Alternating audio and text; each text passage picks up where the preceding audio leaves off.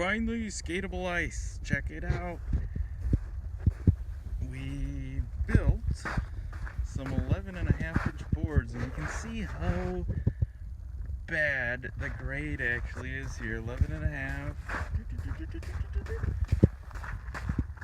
to like 2 inches. So right here, this rink is almost 8-9 inches thick.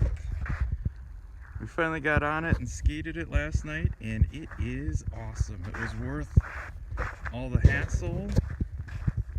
You can see the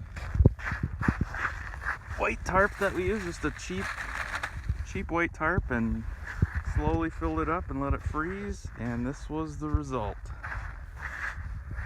Pretty sweet. Not having to leave your own backyard to go ice skating. Nice and flat.